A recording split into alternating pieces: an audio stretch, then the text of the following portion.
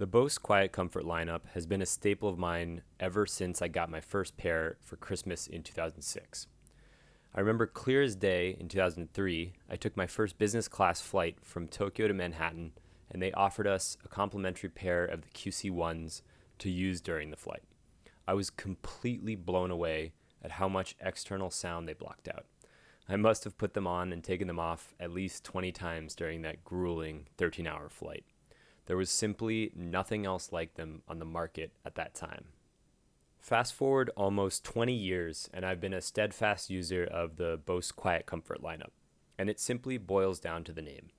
The comfort has been the most important feature for me. I can use these headphones on a 6-hour flight without ever feeling any fatigue from wearing them. I've tried almost every over-the-ear noise-canceling headphone from Sennheiser's to Sony's and even the new Earpad Max. None of those reach the comfort levels of the QuietComfort lineup, both in terms of shape and weight. When I did my first review ever, I compared the QC45s to the Sony MDR1000Xs. I chose the former as my go-to pair simply because of the comfort, shape, and utility of the buttons in the cold. That brings me to the next point, the quiet in the name.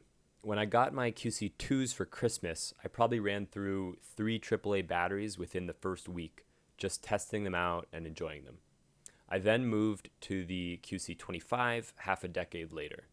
Finally, I got the QC35 and QC35 Series 2 a couple of years later. When I saw that Bose made the noise-canceling Headphones 700, I have to say I was quite disappointed. I thought those headphones meant they killed the QuietComfort lineup for good. So it's safe to say I was ecstatic when they announced the QC45 headphones. I couldn't purchase them fast enough, as my QC35 Mark IIs were starting to show their age, with the noise cancellation being surpassed by the Sony XM4s and then the Earpad Max. At 240 grams, the QC45s are quite light compared to the competition. The ear cups are also quite comfortable and large. While the new ear cups removed the pleated design of old, I personally prefer more vibrant or colorful ear pads, so I was happy to know that they're still compatible with older ear pads, allowing me to make a nice color accent combo on my personal pair. I'll link all items and accessories in the description below for your convenience. Speaking of changes from the QC35 Mark II, they also switched to USB-C, a very welcome upgrade. The battery life improved 4 hours as well, so now they're capable of a full day of listening. There are more microphone holes as well on the exterior, but they're imperceptible on the black model and not very noticeable on the white model. Other physical changes include the logo being flat now, and the headband changed from the suede/Alcantara to a cleaner faux leather. A welcome internal change is the Bluetooth 5.1 that provides better connectivity with a longer range. I've had no dropouts or fuzziness in the connection with my 10 months of usage thus far. The physical buttons on the side have a slightly different feel than the older models, but work just as well. On the left ear cup, I do wish that the button had more functionality than just toggling between active noise cancellation and the aware mode. There is no ability to turn noise cancellation off without the aware mode. This brings me to my next point, the Bose Music app. Perhaps the functionality of the left ear cup button will be updated as they have done in the past. One new addition to the Bose app is the EQ option. This is a very welcome addition, and I'm honestly surprised it took them about 6 months to add this feature that should have been available out of the box. In the EQ section of the app, you can see that they have 4 different preset EQ options.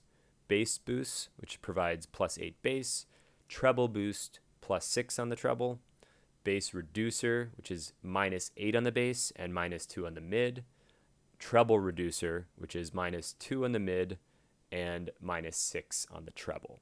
Then from each of the 3, you can do a custom one where they can all range from -10 to +10. The largest issue that I've found with the QC45s is the lack of the low noise cancellation level. the QC35 Mark IIs had versus the high noise cancellation mode. The low mode really cut down on all of the wind noise you got on a breezy day. Currently, there is no option for that I am aware of. As I mentioned earlier too, there's no option to remove noise cancellation entirely when you're using it wirelessly. This is a big oversight as they unsolved a problem they had already accounted for previously. I really do hope they see this and change the functionality of the left earpad button. I still love these QC45s and they will remain my daily driver. While I don't think the audio is great, it is good enough for my travel needs, and the comfort is really what has sold me. I've been trying the Sony 1000 XM5s also. Perhaps I'll come full circle of my first review and compare them to the QC45s. Anyways, thanks for watching, and if you have any questions, please let me know in the comments. I'll see you in the next one.